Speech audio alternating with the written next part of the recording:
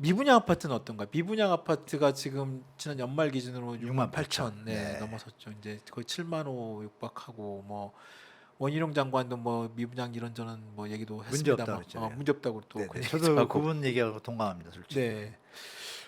어 그런데 지금 계속 10만 호권이 갈 거다 뭐 이런 얘기도 나오고 그래요. 10만 원 넘을 수도 있습니다. 10만 호 넘을 수도 있고요. 네, 그렇죠.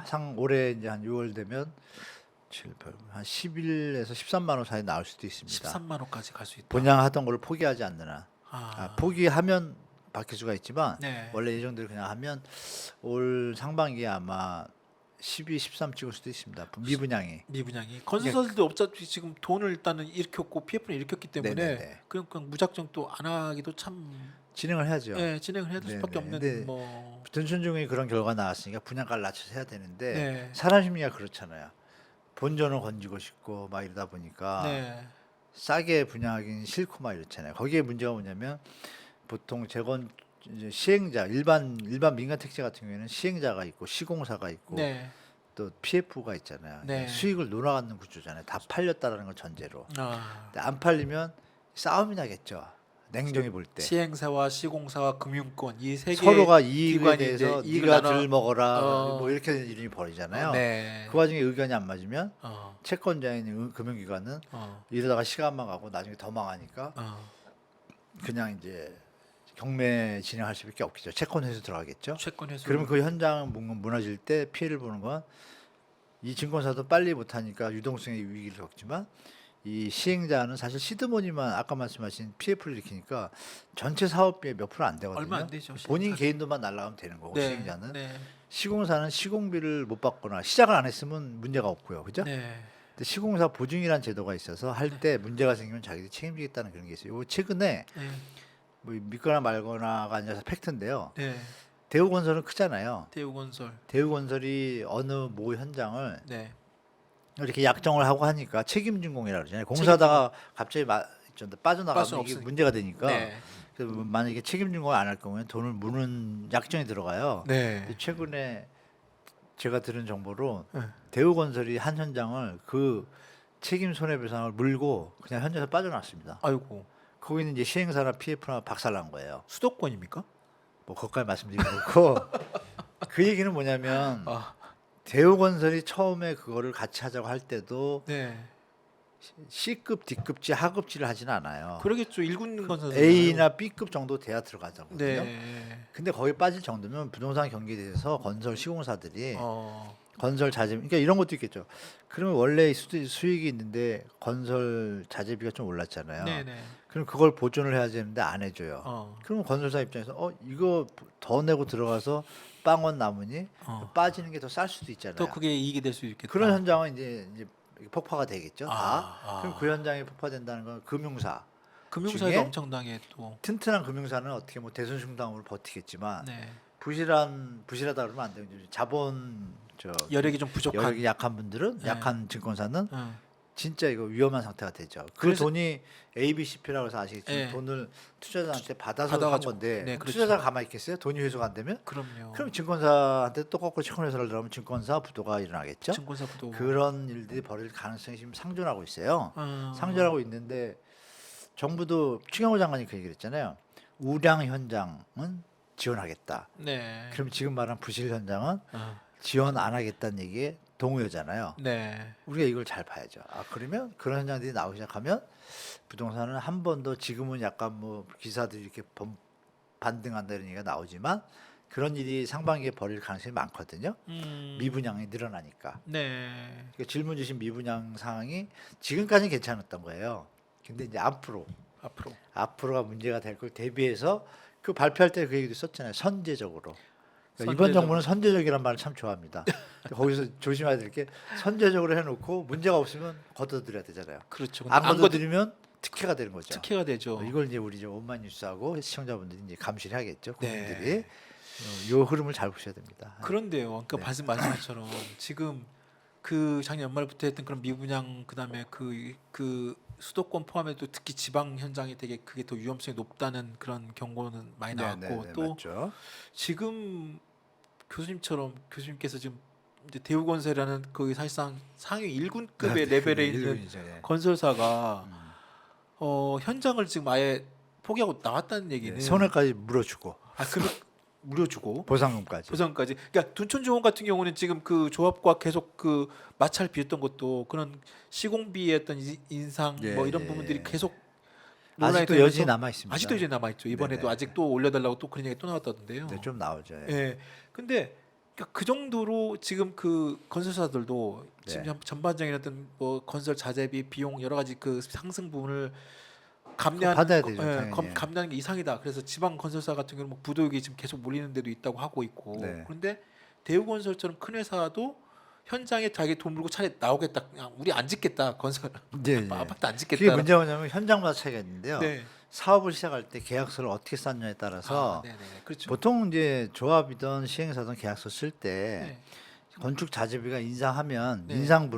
인상분만큼 우리나라 표준 품셈표라고 있잖아요. 네, 물가 표준 거기에 맞춰서. 거기에 맞춰서 올리기로 계약서를 다 써요 대부분이. 네네네. 근데 그렇게 안 쓴 현장들은 건설사들이 난리가 난 거죠. 그렇겠죠. 이것까지 생각 못하고 설마 어. 이런 일이 벌어질 거 몰랐기 때문에 네. 그분들은 지금 건설사들은 빠지겠죠 웬만하면. 아. 그럼 그 현장들은 문제가 터지겠죠. 그러나 계약서에 그러니까 둔촌주공도 계약서 오픈했으면 좋겠어요. 저는 솔직히 조합이. 도대체 어떻게 썼길래 상식으로 생각해 보세요.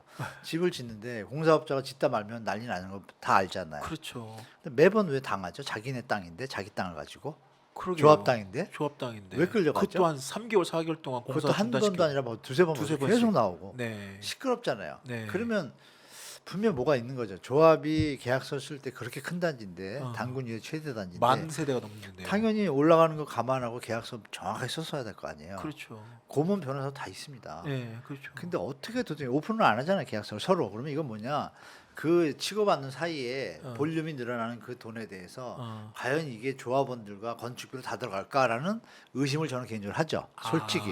네. 그럴 수도 있죠. 그럴 수 있네요. 네, 뭐 우리나라는 뭐 그런 게 강한 나라니까. 그래서 네.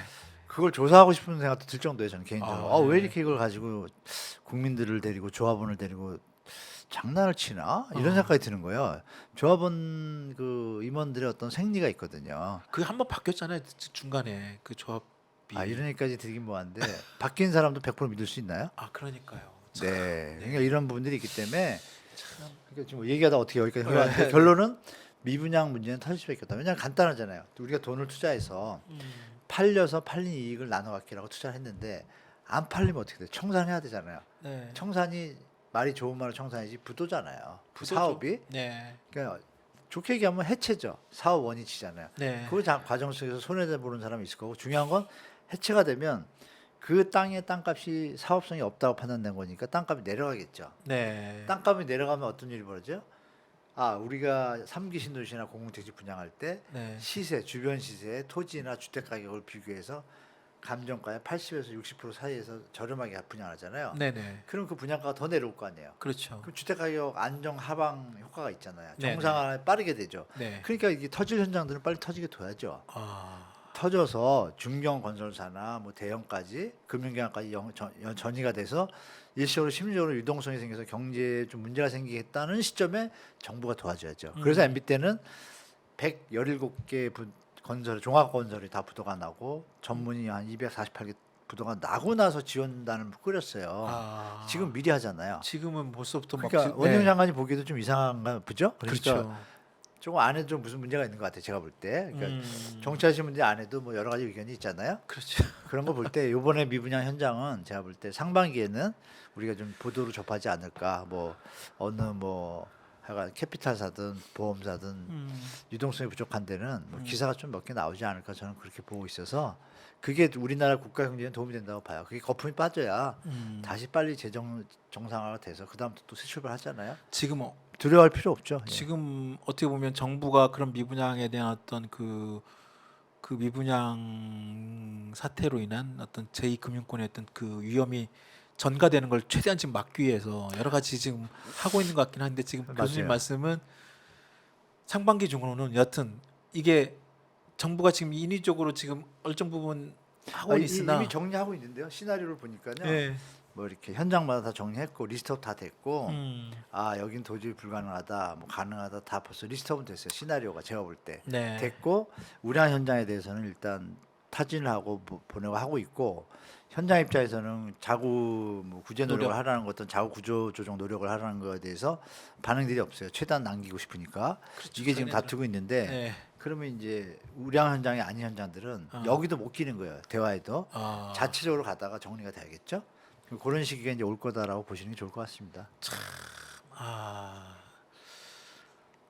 하여튼 뭐 자연스럽게 터지는 거 뭐 어쩔 수 없이 네네. 그 현장의 어떤 여러 가지 그게 뭐 건설사가 됐든 그 뭐 캐피탈사가 됐든 보험사가 됐든 아니면 증권사가 됐든 거기에 PF 일으켜 가지고 거기 껴 있는 금융기관이 됐든 참여자들이 네. 다 어차피 문제가 터지죠. 네, 힘들 수밖에 없는 그리고 그렇죠. 상반기 중에 일정 부분 그것이 좀 불거지고 터지는 것이 향후 우리 경제 전반적인 도움이 길게 되죠. 길게 봐서는 그게 도움이 된다. 이 건설사 시행하시는 분들 있잖아요. 그분들 얘기를 작년 얘기를 제가 하나 드리면 이해되실 거예요. 네. 야, 이제는 도저히 사업할 길이 없다. 이미 사업하고 시작한 분들 말고요. 네. 이번에 지금 유동성 위기를 겪는 건설사 말고 네. 그 전에 해서 조금 벌었을 거 아니야. 한 3년 전에. 네. 그러면 이제 새로운 사업자를 가려고 그러는데 땅을 사가지고 하려고 그러면 지금 이제 값이 많이 올랐으니까 땅값이 올랐다는 얘기잖아요. 네. 건축비는 거의 비슷하니까 그렇죠. 땅값이 오른 얘기죠. 그러니까 네. 사니까 땅값이 너무 오른 거예요. 그걸 갖고 계산을 해보니까 야 이거는 살 사람이 없을 것 같은 이런 판단들이 든 게 언제냐면 작년 이미 여름 때부터입니다. 작년 여름 네, 때부터 그때 이제 제가 아는 뭐 건설사죠, 그만 큰 뭐 이런 시행사분들이 땅을 찾는 전화가 없어졌어요. 저도 이제 가끔 이제 이렇게 아는 분들이 있으니까 네. 연락이 오거든요. 뭐 아시는 거 있냐 이렇게. 정반대가 된 거예요. 재작년하고. 재작년에는 땅 달라고 이렇게 막 줄 섰어요. 제 아는 분들도. 네. 갑자기 작년 초 그때부터 분위기 싹 바뀌더니 매물들이 나오기 시작. 이미 벌써 검토가 다 끝난 거예요. 시장 바뀐다라고. 그러니까 그거에 대해서 준비들 다 안 하셨겠어요. 웬만 선수들 했고 그냥 수익만 바라보고 돌격 앞으로 한 분들 있을 거 아니에요. 네. 이분들 것이 이제 정리가 되면 치킨 게임이 정리가 돼야 그러니까 시행자분들이 뭐냐 너무 많다. 시행자들이 PF하고 이런 걸 활용해서 하려는데 네. 정리가 안 되면 땅값이 좀 내려가야 다시 또 장사를 할 수 있잖아요. 뭐 그런 정상적인 시장이 되는 과정이라고 보셔야 될 것 같아요. 필연적으로 나타나는 과정이다. 이 버블하고 과도기 속에서. 맞습니다. 네. 네. 지금 저희 댓글에 네. 서민을 걱정해 주는 한문도 교수님께 쓰신 분도 계시고 그다음에 차기 정부의 국토부 장관을 하셔야 됩니다. 작품이 그런 말씀도 올려주시고 막 그러는데요.